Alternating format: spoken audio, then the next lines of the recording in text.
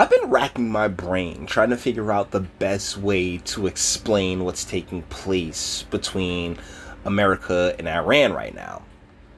And remember the Rick James, Charlie Murphy sketches? Rest in paradise, both of those gentlemen. But remember the Rick James, Charlie Murphy sketches from Chappelle's Show?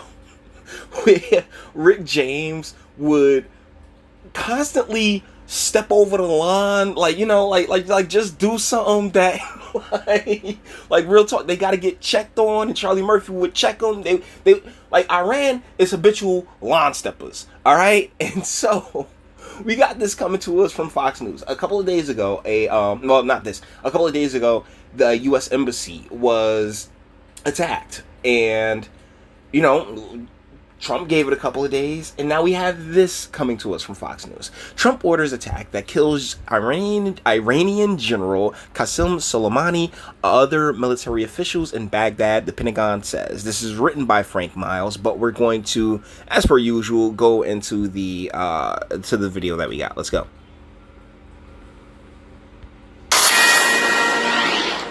We have an unexpected Fox News alert for you, something that has just happened in Iraq. The situation there heating up very quickly without any debate here in Washington.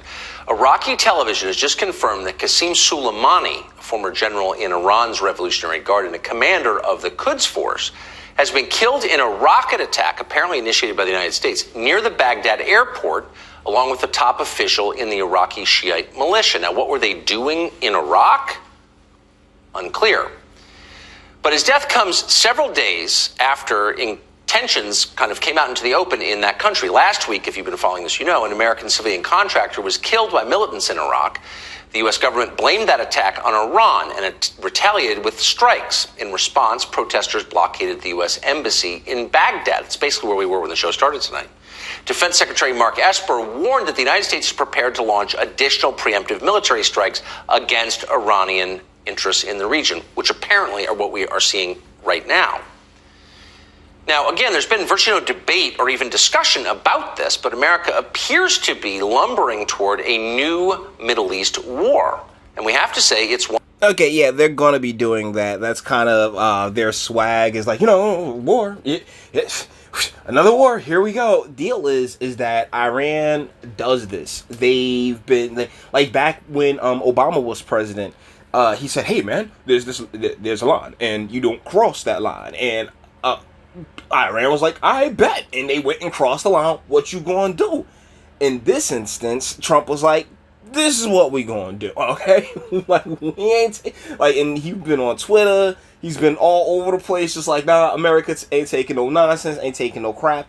And if we're honest about things, yes, we're there for the oil. Let's not play any games. We are there to secure our interest and make sure that the way of life that so many people, present company included, enjoy here in the West is preserved.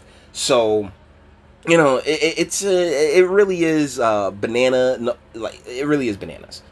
Okay, and it's a hard thing to get a grasp of. But as far as the march to war and all the screams for war and everything else like that, I believe that is a bit like we're already in these regions. Like war, like we already have occupations going on. I mean, you call them, label it whatever the hell you want. There is a U.S. presence all over the world for the most part. So yeah, take it easy there, champ, as far as the whole war screaming and everything else like that. But this is actually a show of force that many people who are how do I put this? Because I don't want to come across as dismissive of anyone's beliefs, because I don't know what drives anybody else except for myself. But those who believe in America first, right, who are just to their core got the whole America game down and patriotic and the like, they're taking this as, yeah, this is good, this is strong. This is American strength. We flexing right now. This is a fantastic thing.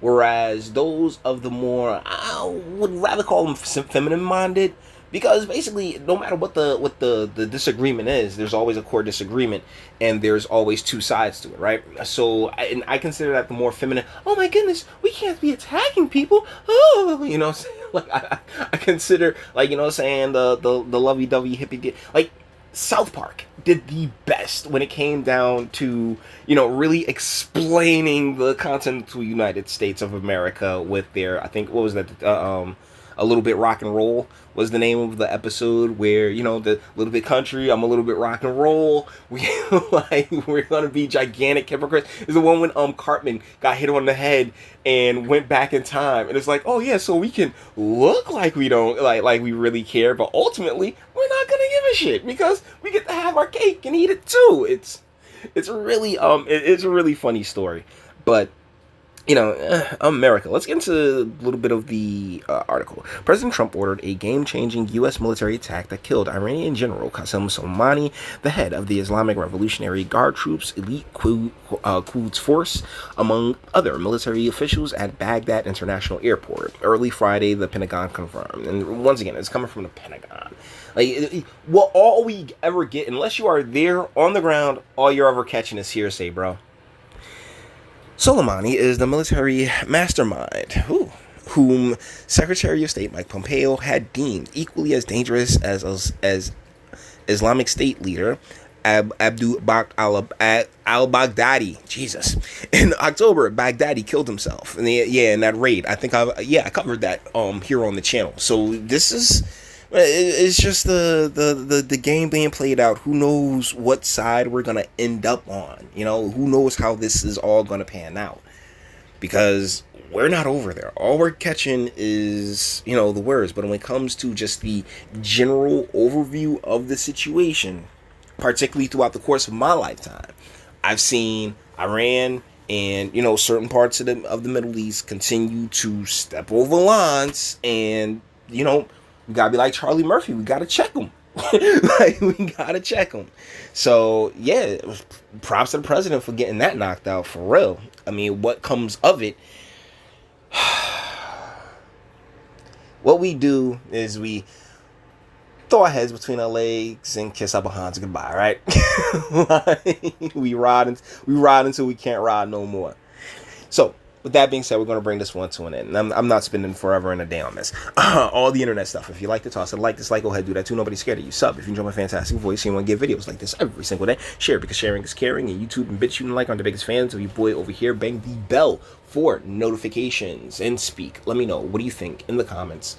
Like, I know I'm simplifying. That's kind of what I'm trying to do. But if we just, from the standpoint, from the bird's eye that we have, it's like, you know, it's Charlie Murphy comes into the house, Iran comes in the house, you know, fuck no couch, fuck no couch, and and you know, Eddie's standing there, and he's like, yo, man, I feel bad for him, you know. He's like, yo, he need to seek some help, and so, and that's the thing. And you know what? It's like Eddie Murphy and Charlie Murphy, like the two sides of this country. Like, our biggest flaw is our hypocrisy, and we got the two sides. One side is Eddie Murphy, like, man, yo, I feel bad for Rick, man, he really needs some help. And then you got Charlie, like, yo, we just gave him some help. I mean, that's really where I see, that's really God bless America, seriously. But like, you may feel differently, or you may have way more to, you know, to say. Maybe there's tons you can fill me in on. That's what my comment section is for. And until the next one, guys.